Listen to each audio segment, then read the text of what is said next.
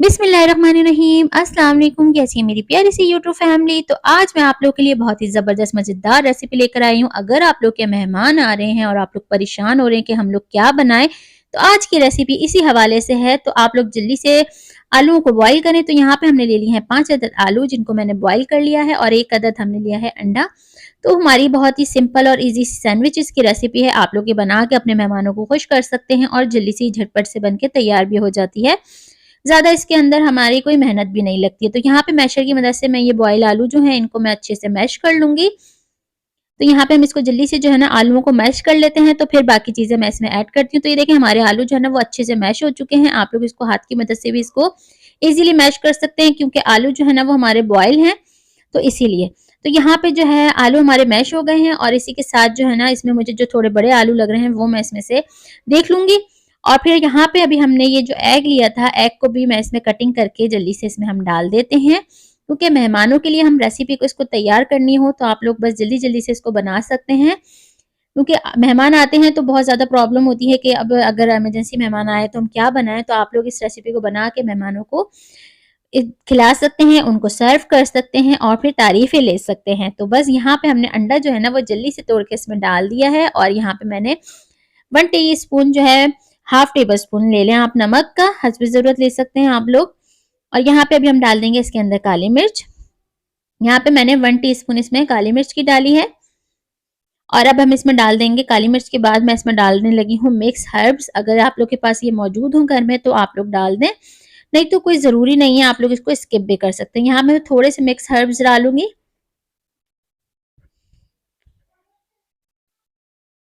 और यहाँ पे मैंने इसमें इस टाइम पे अभी नमक, काली मिर्च और मिक्स हर्ब्स, तो अभी हमारी ये चीज़ें पूरी हो गई हैं। इसके साथ यहाँ पे मैंने 1 प्याली बारीक कटे हुए खीरे लिए हैं, जो कि हमारे सैंडविच में बहुत मज़े के लगेंगे। तो ये बिल्कुल मेरे पिछली जो मैंने सैंडविच की रेसिपीज़ आप लोगों के साथ शेयर करी हैं, उससे बिल्कुल हटकर है, लेकिन बहुत ही मज़े की, बहुत ही टेस्टी है। तो आप लोग भी इसको ट्राई करना, और आप लोग को भी बहुत मज़े की लगेगी, बहुत टेस्टी लगेगी। तो इसको मैं अच्छे से जो है ना इसके अंदर मिक्सिंग कर लेती हूँ।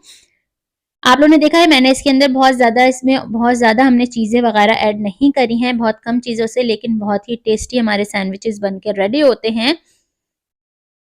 तो अब बारी आती है, अभी हमने इसके अंदर, यहाँ पे मैंने ये बारबेक्यू सॉस था, तो मैंने कहा चलें इसको भी हम इसके टेस्ट को बढ़ाने के लिए इसमें डाल देते हैं। आप लोग अगर चाहें तो इसमें थोड़ी-सी केचअप भी ऐड कर सकते हैं, या फिर इसको स्किप भी कर सकते हैं। तो मेरे पास तो ये था, तो मैंने इसलिए फिर इसके अंदर जो है ना बारबेक्यू सॉस डाल दिया है। थोड़ा-सा मैं इसमें मस्टर्ड सॉस डालूँगी।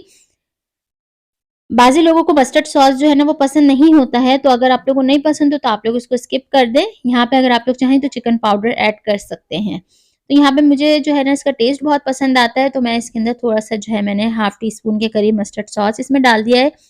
तो यहाँ पे मैं इसको अच्छे से मिक्स कर लूँगी, और बिल्कुल ये ऐसे लगेंगे जैसे हम लोग एक बिल्कुल हट के यूनिक टेस्ट इसका होगा इससे, बारबेक्यू और मस्टर्ड सॉस से।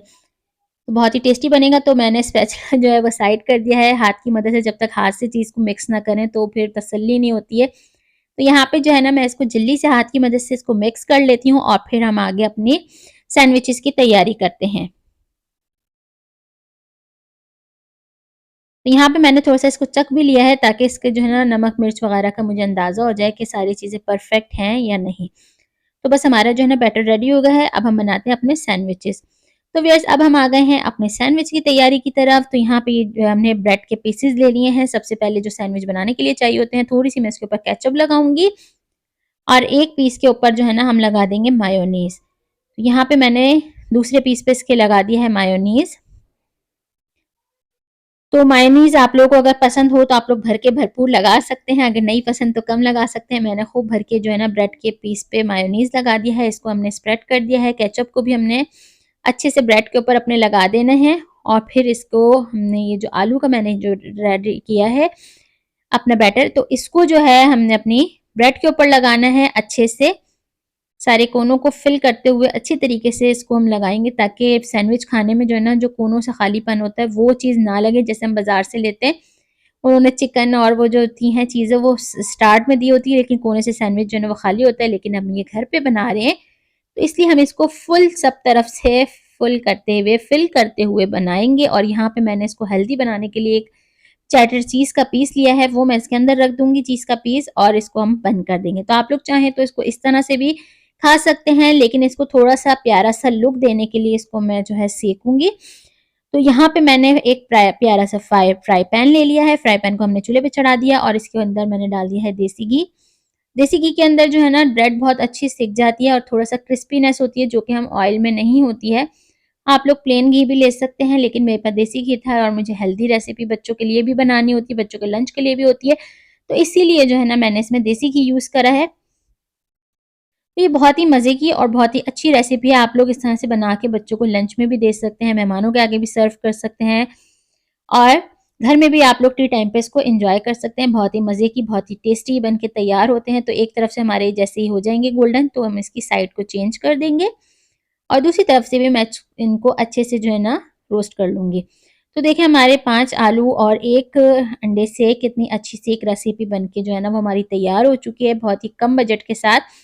तो आप लोग भी इसको लाज़मी ट्राई करिएगा और कमेंट करके ज़रूर बताया करें कि आप लोग को मेरी रेसिपीज़ कैसी लगती हैं और अपना ढेर सारा प्यार दिया करें। बहुत मेहनत से रेसिपी आप लोग के लिए बनती है। तो यहाँ पे जो है फाइनल लुक हमारे सैंडविच का, अब इसको हम जो है प्लेट में सर्व करते हैं। फिर मैं इसको कटिंग करके आप लोग को दिखाऊँगी कि ये अंदर से कैसे लग रहे हैं और खाने में भी बहुत ही मज़े के होते हैं, बहुत ही टेस्टी बनते हैं और जल्दी से बन के जो है ना ये रेडी हो जाते हैं। तो ये कटिंग करके रेडी हैं और ये देखिए कितने अच्छे लग रहे हैं अंदर से।